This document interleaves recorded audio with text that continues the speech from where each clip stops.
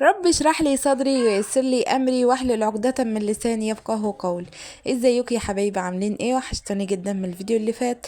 عايزه اقول لكم ان هم بقالهم فتره بيقولوا لي ان انا مقصره في حق بيتي وفي حق اولادي. تعالوا يلا نبدا يومنا ونشوف يومنا هيكون ماشي ازاي. اول حاجه عملتها ان انا وديت هنا الدرس. طبعا هنا راحت الدرس هي ساعه واحده ولقيتها رجعت على طول. انا النهارده يا جماعه ما اتاخرتش في الدرس وجيت على طول عشان انا كان نفسي اجيلكم اشوفكم، فقلت اجي بدري عشان اشوف. بصوا يا جماعة، والله هي اللي بتتكلم. انا ما قلتلهاش تقول اي حاجة خالص. هي كانت عايزة تحضر تيجي يعني وانا بصور وكده، فجات وانا بصور. المهم هنا بقى اول حاجة عملتها دخلت الأوضة. انا طبعا بقالي فترة كده قبل ما اغير ملاية السرير، لما بكون ناوية ان انا اغير ملاية سرير قبلها بيوم بروح مغيرة بشايلة الملاية غسلاها قبلها بيوم، وبسيبها مكشوفة. يعني ايه؟ بسيب المرتبة متهوية يعني بحيث ان هي تتهوى كده والفرشة تتهوى. بفتح عليها الشباك ادخل عليها الشمس، وبكده ايه بتكون نضفت. ممكن تعملي الموضوع ده من اول اليوم مثلا، او لما تصحي تشيلي الملايات وتحطها في الغسالة، واخر اليوم تبقي تغطي علشان ايه المرتبة تتهوى كده معاكي. وطبعا احنا داخلين على البرد، فحبيت ان انا افرش الفرشة كده بقى، احط الدفاية القمر دي افردها معايا. وبدأنا نبرد، وبدأنا ان احنا نتغطى بالليل واحنا نايمين. واحساس البرد ده جميل قوي، عايزه اقول لكم بجد احساس جميل قوي. بحب الشتاء وبحب الاجواء بتاعته وبحب كل حاجه فيه. بصوا، تنظيف البيت مش صعب ولا حاجة. التنظيف سهل والنظافة سهلة. بس أنا عايزة أقول لكم، بس احنا نحاول بقدر الإمكان جدا ندخل نفسنا في مود حلو، ونحاول ندخل نفسنا في أجواء حلوة علشان نغير من نفسيتنا. يعني انت طبعا في الأول في الآخر مفيش حد هيغير نفسيتك، ومفيش حد هيغير لك مودك. انتي حاولي يعني اعملي حاجات بتحبيها، اخرجي، روحي هاتي حاجة كان نفسك فيها مثلا، حتى لو مش معاكي غير مبلغ بسيط خالص ومبلغ رمزي. هاتي حاجة بسيطة تفرحك، اخرجي وتفسحي كده، غيري جو. سيبي الولاد مثلا مع مامتك او مع حماتك وروحي هاتي طلب. امشي مع نفسك، حاولي بقدر الامكان تخطفي وقت كده لنفسك، وتخطفي وقت ان انتي تفرحي نفسك فيه. طبعا مع الضغط النفسي طول اليوم في البيت، ومع الضغط ان انتي بصوا يا ولاد، انا عايزه اقول لكم ان انا هربانه منهم كده علشان اسجل لكم الفويس اوف. معلش. المهم احنا كنا بنقول ايه؟ بالاخص بقى لو عندك طفل مثلا بيرضع، او بنوته صغيره اقل من السنه، الموضوع بيبقى صعب شويه وبيبقى ضغط. فانت حاولي تطلبي المساعده من اللي حواليكي، وحاولي ان انت بقدر دي البيوتي بلندر كنت بوريها لكم، بقول لكم راح اغسلها.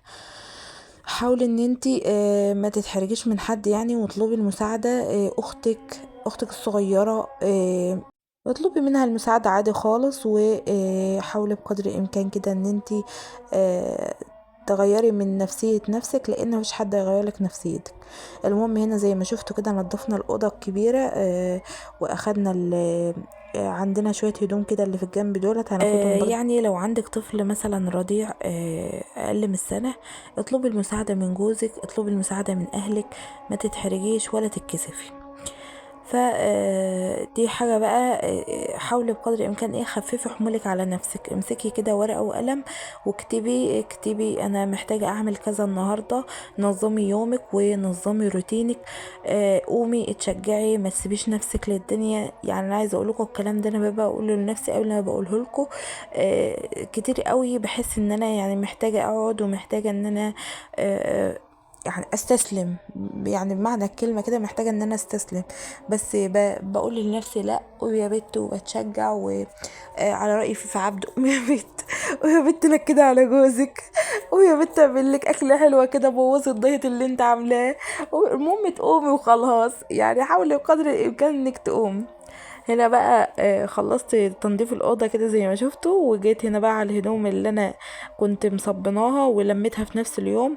اشتلتها بقى، قمت جايبة الكراسة بتاعتي وكتبت فيها ان النهاردة مثلا هطبق الهدوم.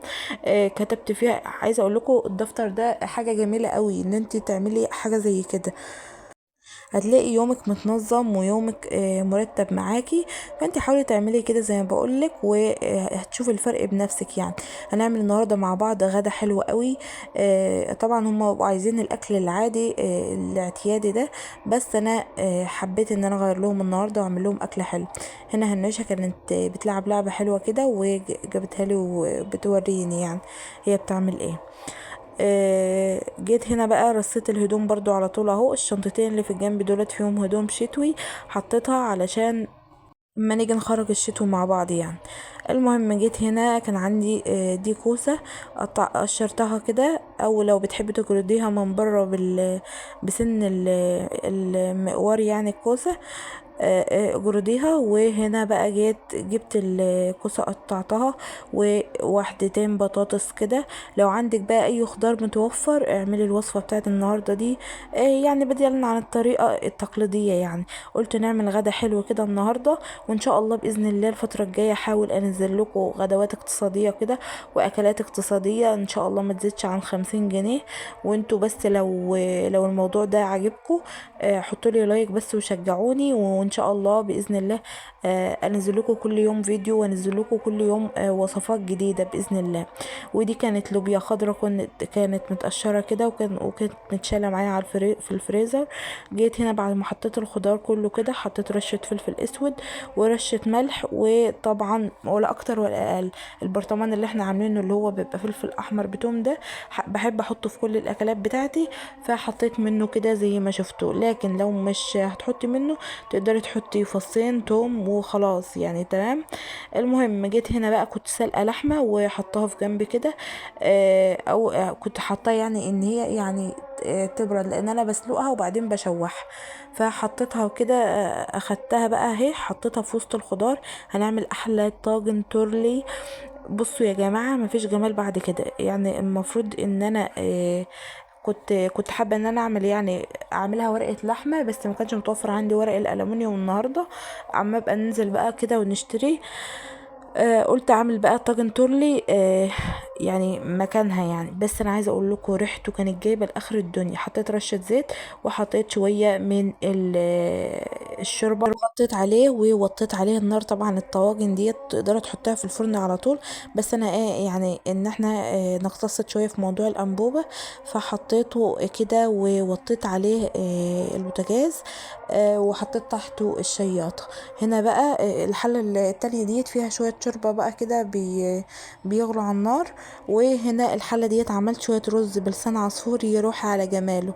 بصوا لو جربتوه يعني هتستغنوا كده عن الرز ابو شعريه خالص. يعني لو جربتوا الرز بلسان العصفور ده يعني اخد براءة اختراع. انا عايزه اقول لكم بحب اعمله قوي بقالي كتير يعني، مش واخده الوصفه من حد ولا حاجه، بس انا بحب اعمله. هناخد الطاجن بقى ياخد لون كده في الفرن بسيط.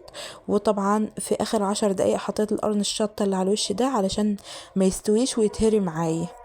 الله اكبر الله اكبر، اشهد ان لا اله الا الله، اشهد ان محمد رسول طبعا بسجل لكم والاذان بيأذن اهو. في ناس كتير قوي بتحب تسمع الاذان، حبايبنا يعني مش في مصر وكده بيبقى وحشهم صوت الاذان بتاعنا.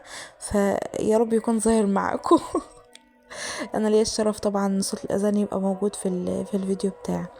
المهم يا ولاد هنا بقى حطيت الرز بشعريه، ويا لهو على الجمال بقى والعظمه.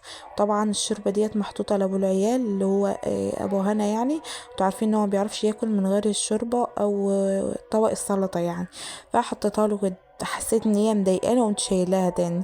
المهم هنا بقى تعالوا خليكم في الطاجن القمر ده. يا لهو على الجمال يا ولاد، يا لهو على الطعامه بجد يستاهل بقكم بألف هنا وعافيه. جربوه بس بالطريقه دي. طبعا ده كان ربع كيلو لحمه، مش لحمه كتير يا ولاد ولا حاجه. ربع كيلو تقريبا ب80 جنيه او ب90 جنيه، الكيلو ب360. قولوا لي اللحمه بتجيبوها عندكم بكام؟ وعايزه اقول لكم الفيديو ده طالع من دمياط. عرفوني هو وصل انهي محافظه. لو وصلت للجزء ده من الفيديو ما تنسنيش في دعوه حلوه بظهر الغيب كده، وما تنسيش تحط لي لايك وتشتركي معايا في القناه وتفعلي زر الجرس علشان كل جديد. كمان هطلب منكم طلب بسيط، هو بسيط اوي بجد، هو بالنسبة لكم بسيط بس هيفرق لي جامد. انا عايزة اتم ال2000 مشترك هنا على اليوتيوب، وكمان نفسي اتم ال1000 متابع على فيسبوك. بصوا رجاء يعني، اتمنى من الله يعني ان انتوا تنفذوا معايا، دي حاجة بترجع لكم انتوا. انا عارفة ان الفيديو بيدخلوا كتير وفي ناس كتير بتشوفه، مرضتش اقول لكم الطلب ده في اول الفيديو علشان في ناس كتير بتدخل وتخرج، وعارفة ان اللي بيحبوني بس اللي هيشوف الفيديو للاخر.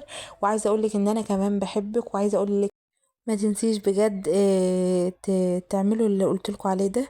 ما تنسوش بجد تشتركوا في القناة، وكمان تعملوا متابعة لو انتوا على فيسبوك. بشكركم جدا على حسن المتابعة، ولو وصلتوا للجزء ده من الفيديو ياريت تحط اللايك وتشتركي في القناة. شكرا ليكوا. وجربوا الطاجن ده بقى، وجربوا الاكلة دي، وقومي تشجعي كده. لو عندك شوية مواعين في الحوض اغسليهم، لو عندك شقة عايزة تنضف قومي جاري. يلا السلام عليكم ورحمة